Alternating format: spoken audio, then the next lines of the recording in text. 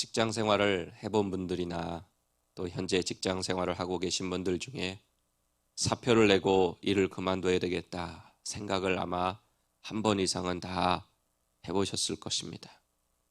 그럼에도 불구하고 사표를 내지 못하는 이유가 있죠. 사표를 내고 싶어도 사표를 내지 못하는 가장 큰 이유는 역시 경제적인 문제 때문이고 또 가족 때문일 것입니다. 오늘 본문에도 보면 사표를 내는 사람이 나옵니다. 바로 모세죠.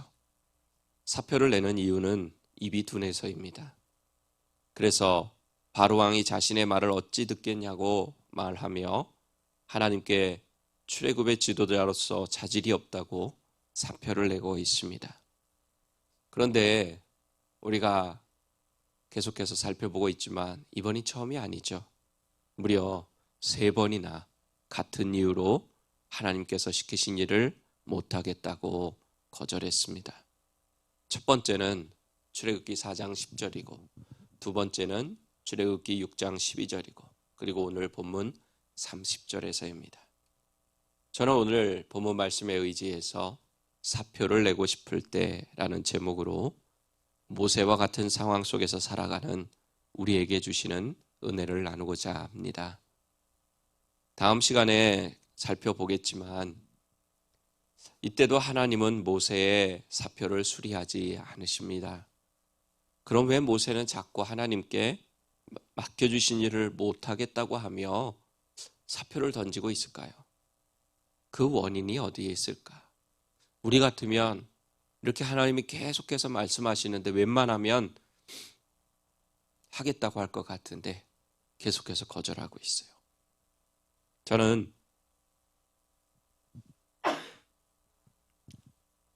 저는 모세가 사표를 내는 원인을 본문 30절에서 모세가 한 나는 입이 둔한 자니다 라는 말에서 찾을 수 있다고 봅니다. 입이 둔하다고 말하는 것은 겉으로 보여지는 이유이고 그런 말을 하게 하는 근본적인 이유가 있죠. 바로 나라고 하는 것입니다. 나에게 초점을 맞추기 때문에, 자신에게 초점을 맞추기 때문입니다. 40년 전에 애굽에서 실패와 또 동족으로부터의 배척을 당하고 도망간 이후에 40년간 광야에서 지내면서 모세는 아마 많이 변했을 것입니다.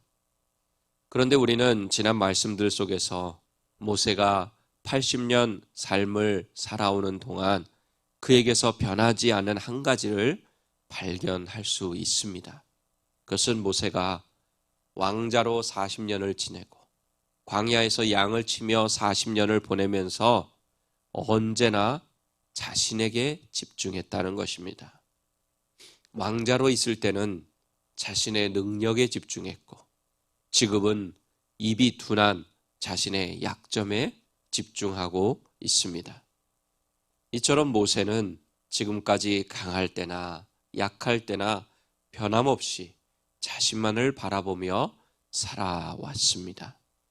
그래서 오늘 본문에도 보면 나는 입이 둔한 자인데 어찌 바로가 나의 말을 듣겠느냐고 말하며 하나님의 일을 할 수 없다고 사직의 의사를 하나님께 전달하고 있습니다.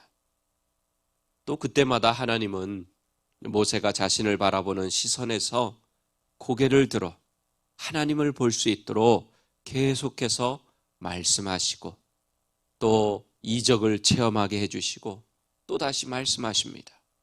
즉 하나님은 모세에게 뭐라고 말씀하시는 거예요? 너는 내가 말하는 대로만 바로에게 전하기만 하면 된다. 근데 이 말의 뜻을 자꾸 모세는 아는지 모르는지 마치 출애굽의 일을 하나님이 맡겨주신 일을 자신이 이루어야 하고 자신이 바로를 설득해야 하는 것으로 생각하고 자신의 모습을 보니까 자신의 연약하고 입이 둔한 약점만 보이게 되는 겁니다. 그래서 계속해서 하나님께 못하겠다고 사표를 제출하게 된 것입니다. 이런 모세의 모습처럼 우리도 살아가면서 우리 자신의 모습을 보며 사표를 던지고 싶을 때가 많겠다 하는 그런 생각을 하게 됩니다. 세상 속에서 신앙인으로 사는 것이 힘들죠. 그러다 보니까 신앙인의 삶의 사표를 내고 싶을 때도 있을 것입니다. 신앙인이라는 것 때문에 억울한 일을 당하기도 하고, 또 신앙인이라는 것 때문에 손해를 보기도 합니다. 신앙인이라는 것 때문에 내가 하고 싶은 것 하지 못하고 포기해야 될 때도 있고, 신앙인이라는 것 때문에 나를 위해 시간을 마음껏 쓰지 못하는 경우도 있습니다. 그럴 때 종종 신앙인이라는 삶의 사표를 내고 싶을 것입니다.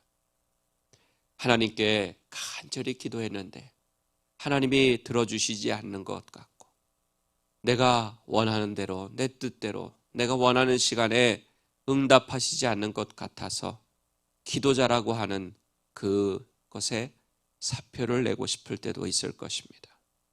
그리고 교회 안에 맡겨진 사역에 사직서를 내고 싶은 마음이 들 때도 있을 것이고, 교회에서 열심히 봉사한다고 했는데 칭찬을 듣기는커녕 오해하고 모함하는 소리가 들려 마음이 상할 때는 정말 그 봉사에 사표를 내고 싶은 마음이 굴뚝 같을 것입니다. 나는 힘들게 이렇게 열심히 교회를 하는데 어떤 사람은 그냥 빈둥빈둥 노는 것만 같아서 나만 이렇게 고생해야 하냐고 짜증도 나고 나도 그만둬 버릴까 하는 생각에 사표를 넣었다 뺐다 할 때도 있습니다. 가정에서는 아내가 남편이나 아이들 때문에 힘들어 아내라는 일, 엄마라는 일에 사표를 내고 싶은 마음이 들기도 하고, 또 부모 역할을 제대로 하지 못해서 부모라는 사표를 내고 싶을 때도 있고, 가장이 가장 역할을 제대로 하지 못해서 사표를 내고 싶을 때도 있을 것입니다. 어떤 분들은 삶 자체에 사표를 내고 싶은 마음이 들기도 합니다. 너무 삶이 힘들고 앞날에 대한 희망마저 사라져버릴 땐 정말로 인생의 사표를 내버릴까 그런 생각을 하기도 합니다. 요즘 그렇게 인생의 사표를 내고 스스로 목숨을 끊고 세상을 떠나는 사람들이 얼마나 많은지 모릅니다.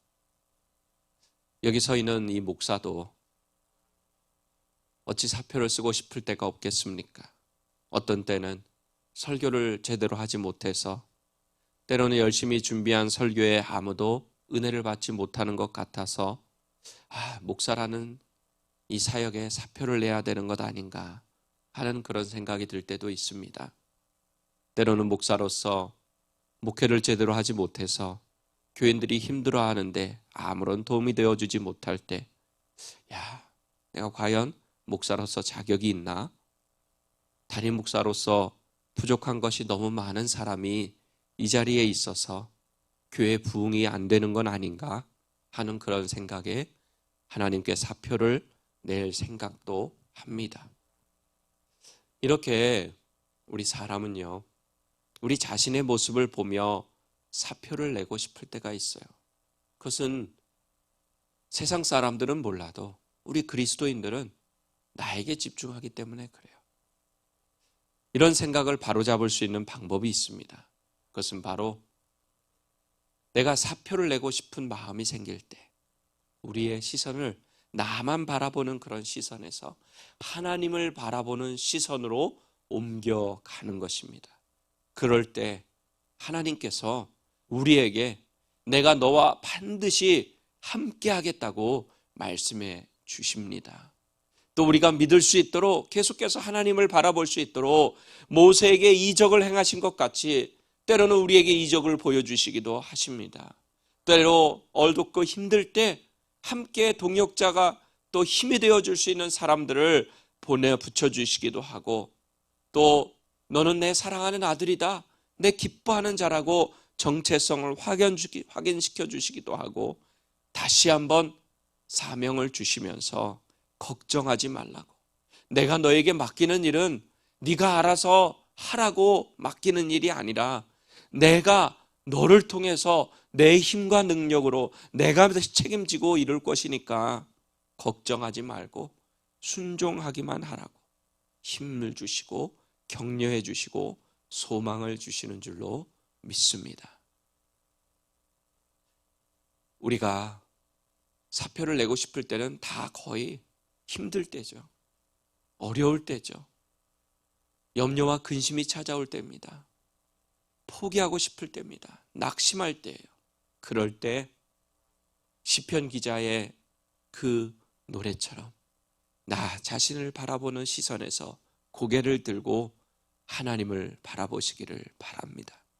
우리 시편 121편 1절에서 2절 말씀 읽어드리겠습니다. 내가 산을 향하여 눈을 들리라.